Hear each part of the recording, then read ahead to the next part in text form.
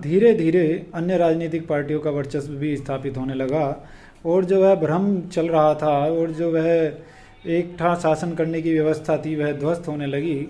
और कुल मिलाकर के देखा जाए तो अब उन पार्टियों का वर्चस्व स्थापित होने लगा था जिन पार्टियों की कल्पना भी कांग्रेस ने पार्टी ने नहीं की थी। अब इस तरह से भारतीय जनता पार्टी की स्थापना हुई, बहुजन समाज पार्टी की, समाजवादी पार्टी की, तृणमूल कांग्रेस पार्टी की स्थापना हुई और national communist party of India की स्थापना हुई। इस तरह से अभी रिसेंटली जो सबसे नई पार्टी में से एक है उनमें और जिसका अपना वजूद बन चुका है उनमें से एक है आम आदमी पार्टी। आम आदमी पार्टी का वर्चस्व धीरे धीरे उसका वजूद बड़ा होता जा रहा है और वह राष्ट्रीय पार्टी बनने की ओर अग्रसर है। अब ये देखा जाए तो हमें पता चलता है कि जब भारतीय जनता पार्टी और देश की राष्ट्रीय पार्टियों को ये लगा कि ये जो कुर्सी का अदला बदला जो चल रहा था कांग्रेस और बीजेपी के मध्य, उस कुर्सी को हड़पने के लिए अब तीसरी पार्टी भी आ चुकी है मैदान में और एक ऐसी नीतियों के साथ आई है जिनकी तोड़ कर पाना ना ही तो बीजेपी की बस की बात है ना ही कांग्रेस की बस की बात है। तो उन्होंने आम आदमी पार्टी को लपेट दिया पूरी तरह से, क्योंकि सारे सरकारी महकमे और सारी एजेंसियां बीजेपी के अंदर में थी। केंद्र में बीजेपी है और राज्य में दिल्ली केंद्र शासित प्रदेश में आम आदमी पार्टी थी। तो लगे हाथों ऐसा लपेटा कि केजरीवाल जी फिर दोबारा उठ ही नहीं पाए अभी तक। तो दोस्तों ये जो है अब आम आदमी पार्टी भी, लेकिन आम आदमी पार्टी ने यह संदेश दे दिया कि इस देश में नई पार्टियां बनाई जा सकती हैं और लकीर के फकीर बनने की जरूरत नहीं है। आप नई पार्टी बन करके देश को एक नई विचारधारा के साथ भी चला सकते हैं, देश या राज्य को। अब इस तरह से देखा जाए तो बहुजन समाज पार्टी की विफलताओं को देखते हुए एक नए नेता उभरे, मैन जी की असफलताओं को देखते हुए एक नए नेता उभरे। उनमें से प्रमुख रूप से बहुत सारे नेता आए और इसमें अब आज़ाद समाज पार्टी का भी प्रमुख रूप से नाम लिया जाने लगा है। आज़ाद समाज पार्टी ने के चंद्रशेखर आज़ाद जी ने आज़ाद समाज पार्टी की स्थापना की और स्थापना करने के बाद में अब राष्ट्रीय स्तर पे बड़े जोरदार तरीके से आज़ाद समाज पार्टी के कार्य चल रहे हैं तथा स्वयं चंद्रशेखर आज़ाद भी नगीना की सीट से चुने हुए हैं। तो इस तरह से दोस्तों हमने ये देखा कि दलितों पर जो अत्याचार हो रहे हैं, SC ST OBC पर जो अत्याचार हो रहे हैं, उनकी कहीं सुनवाई नहीं हो रही है, उनकी कहीं उन्हें न्याय नहीं मिल रहा, उन्हें रोजगार नहीं मिल रहा, वो भटकते फिर रहे हैं, वो पढ़ लिख करके भीख मांग रहे हैं, कटोरा ले। और सरकार ने तो ये कह दिया पकोड़े बेको, कटोरा लेके भीख मांग लो। कुछ नेताओं ने तो यहाँ तक कह दिया कि कटोरा लेके भीख मांग लो आप।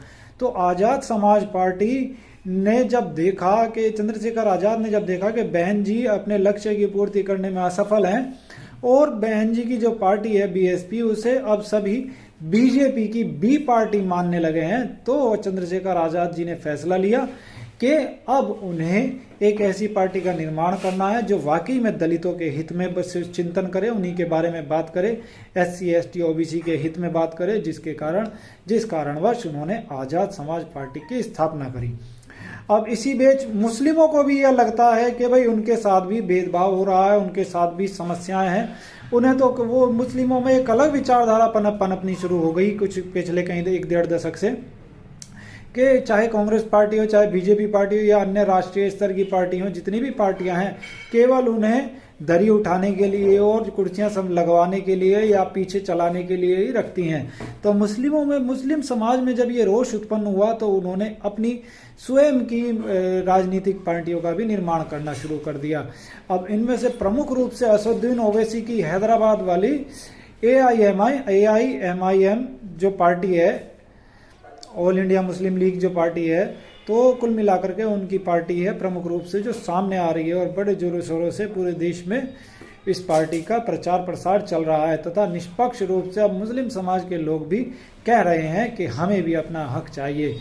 तो कुल मिलाकर के देखा जाए तो दोस्तों हम ये समझ पाते हैं कि देश में विपक्षी पार्टियों ने अपना वजूद बनाया है। बंगाल से तृणमूल कांग्रेस को ये हटा नहीं पाई है कोई भी पार्टी इनमें, क्योंकि बंगाल के नागरिकों की विचारधारा अलग है और वह उस कैडर से अलग हैं, उन नागरिकों से अलग हैं जो कि भेड़ चाल चलने में विश्वास रखते हैं। तो दोस्तों इसीलिए हम देख पा रहे हैं कि जहाँ जहाँ देश में पढ़े लिखे लोगों की संख्या ज़्यादा है और जहाँ जहाँ शिक्षित लोगों की संख्या ज़्यादा है, वहाँ जो आज़ादी से पूर्व के नरम दल और गरम दल वाली पार्टियाँ थी वहाँ उनका वजूद नहीं है। क्या हो सकता है ये शिक्षा के कारण हो? इसी कारणवश शायद संभव है कि वह अपनी पार्टी अपना वजूद ना बना पाई हो, और शायद इसी वजह से देश के कई राज्यों में स्कूलों और शिक्षण संस्थानों को बंद किया जा रहा है और शिक्षा व्यवस्था को ध्वस्त किया जा रहा है, कमजोर किया जा रहा है। क्योंकि अनपढ़ रहेगा इंडिया तभी तो शासन करेगा वह वर्ग जो वर्ग पिछले कई सदियों से शासन करता आ रहा है। तो दोस्तों ये चिंता का विषय भी है कि देखिए राजनीति अपनी जगह है, लेकिन देश के नागरिकों का और देश के हितों का, शिक्षा का, रोजगार का और जो निर्माण विनिर्माण की व्यवस्थाएं हैं उनको ध्वस्त नहीं करना चाहिए। दोस्तों बस मैं आपसे यही कहना चाह रहा था आज की इस वीडियो में। मैं शक्ति कुमार आपसे आज्ञा चाहूँगा। बहुत बहुत धन्यवाद। हमारे चैनल को लाइक, शेयर और सब्सक्राइब करना ना भूलिएगा।